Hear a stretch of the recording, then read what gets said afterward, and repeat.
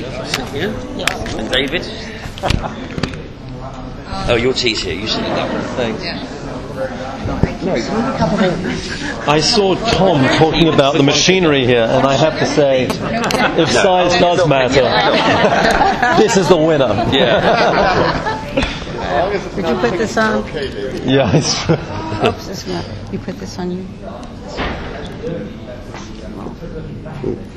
I'll try. I'm not quite sure I can clip it. Just stick it. Oh. I'm not doing very well here.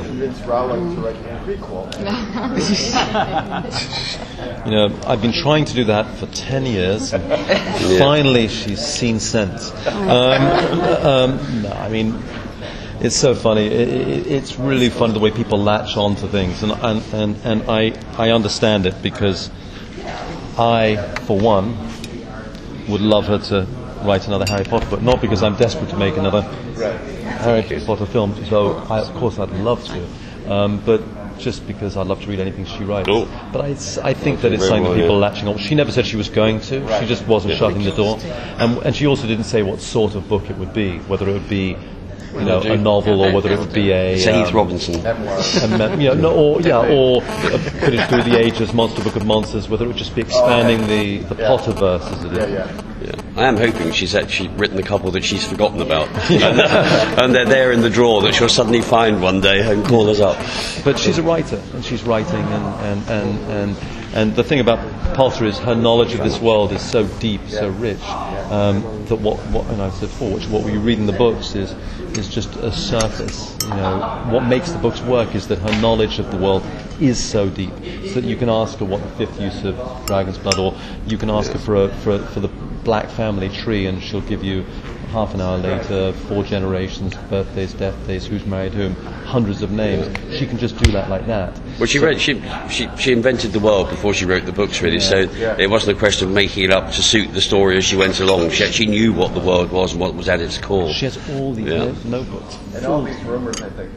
Don't you think it reflects how people don't want it to end? Yeah. No, Absolutely. I think it's going to be interesting when the films finish. Interesting. I think that is going to be an end of sorts, because it is living on still. And I think that there will be other, you know, Warners, I'm sure will, you know, there'll be DVDs and all that, but they'll be reworking the already existing. What exists, yeah. I suspect I have a feeling there'll be some other ways that the world is expanded, but I don't think it'll be new films or viewed from Harry, where are you? Sorry. Actually, be really. I'm not going to give up my day job. It'd be very hard doing Voldemort's nose on Broadway. One thing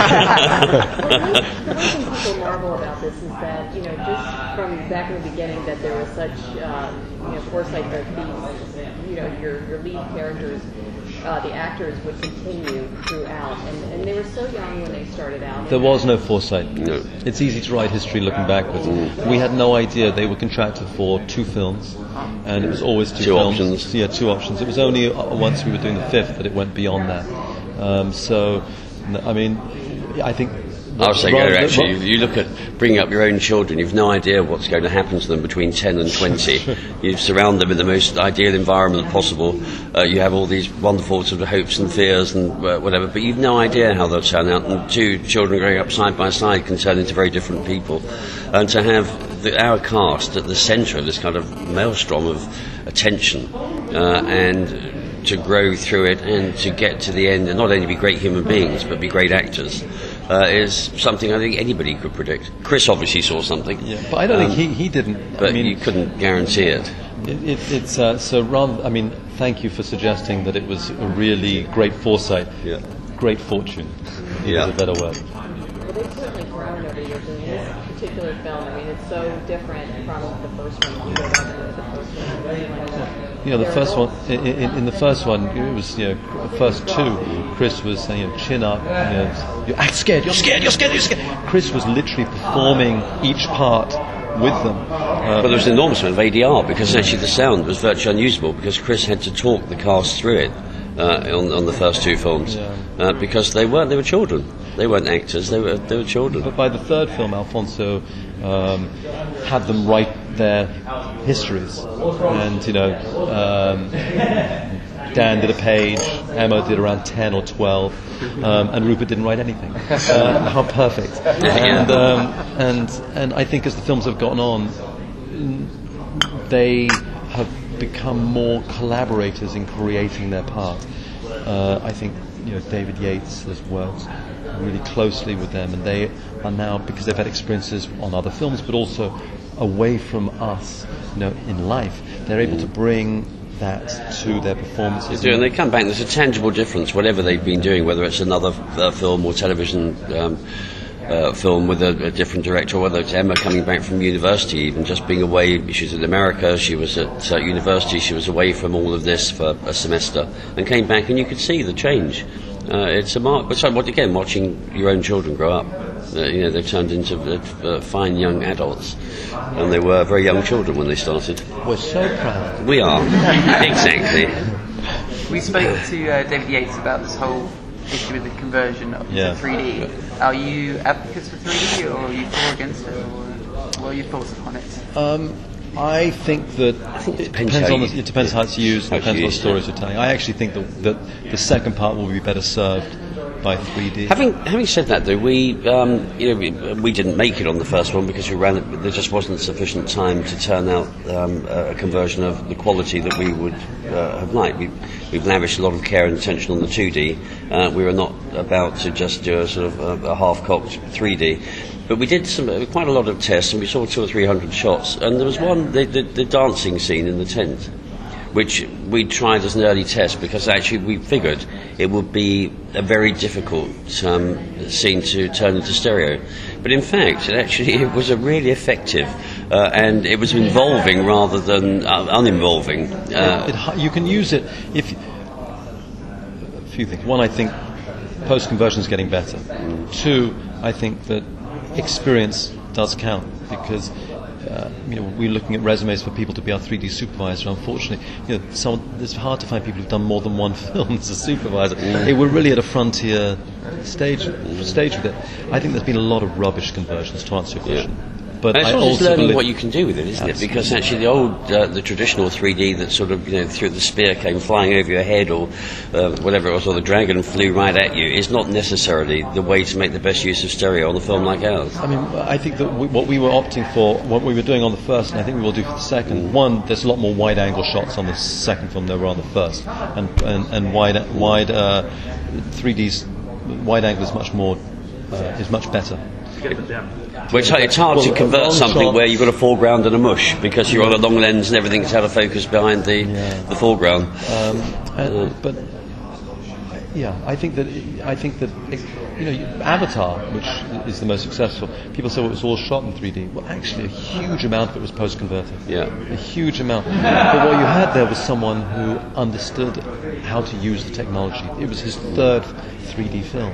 So I think that experience will make it better, and I think we will do a good job. I've got mixed feelings about 3D. I think but I think its possibilities are very exciting. It depends how it's used. Thank you. I'd like to know what kind of body was David Yates. I know, me too. And us, yeah. I mean, each director was asked to, Chris stayed on. Alfonso IV, Mike V, and they were just not a hope. I'll come back for one later, but not. But I have to say, I think David Yates was pushed truly to the limit on this. At the end, by the end of it, he was exhausted. A zombie. If you think I think the sixth film was not released until the summer of last year, but we were ready. We delivered it at the end of October for a November release. That was the original plan, and so that's what we did. But we started shooting again on February the 18th for this 263-day schedule. And David, he did have Christmas off, which was slightly annoying. He had a couple of weeks off at Christmas, and that was it. 263 days. And not only that, it's actually finished shooting, and it's not even then. I'm going to the Caribbean for 2 months. Actually, it was great. Get in the cutting room. We need to see a cut in a few weeks' time. And also, when he's doing that, there's a second unit that we've got a great second unit director, but he's there. There's a visual effects unit. There's editing. There's visual effects turnover. Composer is But, of course, he's it's the workload it's hard is on incredible. On him, yeah. Yeah, we just sit there and say, why haven't you done that yet? And he has to go and do it. Yeah. He'll leave here and just go. Yeah. He's like a marionette right now. Yeah, the strings are fraying. Did you guys think that he would stay around for maybe more than two? You know what? He's had the experience of doing TV, quite intensive 3D TV over quite a long period. So I thought he had the stamina. And I think that when you get to 6, you pretty much want to see it through to the end, don't you? So actually, 6 was really the beginning of the end. It was setting up the Horcrux story and Dumbledore's death with Harry losing his mentor. And I think it's hard if you've shot 6 to actually move on and not shoot 7. And then when 7 became 2, you didn't really have a choice. So you're working again with Alfonso. How was that different circumstances? It's working with Alfonso is an absolute pleasure, a challenge, because he's a demanding director who pushes everything and everybody to the limit, and you see that in the work that he creates. It's incredibly exciting, and I think the project it's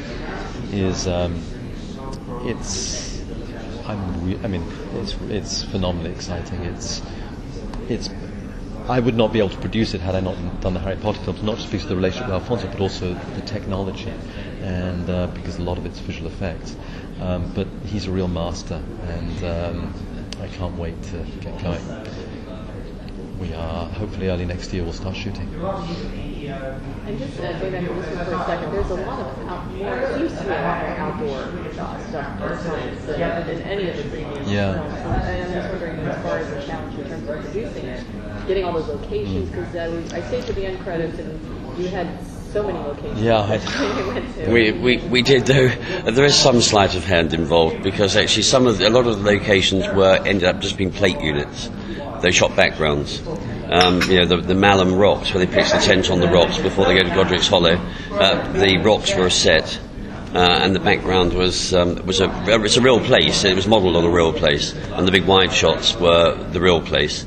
But everything with the cast. Believe it or not, the camera does lie. The same with Lovegood's house. That was on the back lawn at Leavesden. I mean, the technology now, it was not possible to do this in the earlier films. And exciting as the crew find it to go on location, and everybody, it's kind of invigorating just to go just somewhere else for a change. The degree of freedom and flexibility the technology has given us by allowing us, you go out to shoot the exterior of Lovegoods and the heavens open, it's pouring with rain, and you don't want rain, then we had the stage. We could just go on the stage and do something else and come back to it a day later, a week later, a month later, whenever the conditions were right and we had the right cast with us. But we did go on location, and we were very blessed with the weather. So, for example, all the stuff in the woods. Actually, that was the only time we ever lost any time. We lost a day because it was too sunny, which actually for the English climate is a bit of a blow. Trafalgar, Piccadilly Circus and Shaftesbury Avenue, shutting down that was an adventure. Yeah. It was actually really exciting. People were so helpful. They embraced it. Just so wholeheartedly. All the authorities, and there were many and varied authorities involved. And the transport authorities and all the shopkeepers. It was a huge job for our location department. Many years ago, I was the location manager. Someone had asked me to do it. I would have said, "Forget it. It must be there." But they embraced it wholeheartedly, and they did it really, really well. And the Death of Dobby, that was shot in Pembrokeshire. Yeah. We were racing against the sea coming in. And Dan, Rupert and Emma were freezing cold because they were sitting in yes, they had... Well, actually, we were there for about 4 or 5 days, and we had every weather conceivable other than snow, didn't we?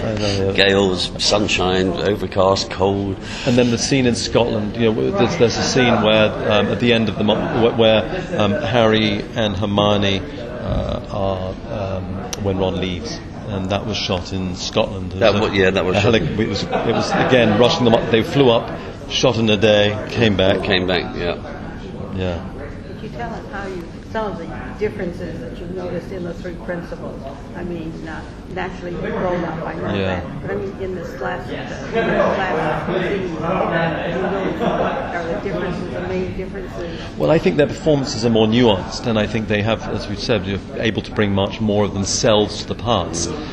They are they're better actors, they've had more experience as actors, but also as individuals. But they remain very much the same people. You know, as David said before, you know, for all the circus that goes on around, they are still humble and generous and I think warm. to some degree, actually, in the middle of the film, particularly where, in the film in general, they're not surrounded, you know, by the Michael Gambons, Maggie Smiths, Alan Rickmans, the Hogwarts crowd that they normally are, which you know, can be, I suppose, take away from them because there are more people to look at, but also help them because they're not carrying the weight so much. But in this particular film, I think for the first time, really, they've always been the core of the film and carried the films, but they haven't had the support, and so they've been more exposed, and they've really risen to the challenge. Brilliant. I think. Yeah. One thing that you guys have done brilliantly is bring in exceptional British actors, but I was wondering if some of the really good British actors that aren't in the Potter's framework are kind of angry with you guys. No, but I haven't had any No death threats. No death threats. But you know, I mean, somebody said, "Well, haven't you used all of the great British actors?" I said, "Absolutely No, not. The wealth of talent here is infinite." But I know, but there's just. Unfortunately, Jo wrote only so many parts. And also, she wrote them in such a clear and positive sense. And actually, apart from poor Imelda, you know, who'd been described as short, fat, and toad-like, who was slightly upset when we said she was the only person we could think of for the job. We've always had very clear that when you read the part, it's like Scrimger, you know, Bill Nighy's part in this film. We wanted him to play that part in 6 because as soon as we read it, it just couldn't really be anybody else. You know, my tax inspector's called Scrimger. Yeah, it's really funny. It's so weird. Yeah. I said, well, why wasn't that part in 6? There's just no time to tell that particular story, and it was not essential to the plot for 6. I think one of the gifts of telling this 7th book in 2 films is that you have the opportunity to. I mean, the reason why we did it is because everything is relevant, but it also means you get to spend time with people like Scrimger. Actually, even actually having split into 2 films, you still compress things because you know, it would be the films would be enormously longer still if we played everything out as it appeared in the books. Actually, it's funny. When we made the decision, it was an idea that was initially moved by Lionel Wigram, I think, who said putting it in 2 films. And we were very much against it. So, why? We haven't done it so far. Why do it now? And then when it came time to breaking down the book into scripts, it became very clear that we couldn't do it in 1 because so much is resolved and so much sets up and everything relates to Harry. We couldn't. So we made the decision to do it in 2, and a few weeks later Steve Clovis emails and says, "You know what? There is enough here. There's almost enough here for 3.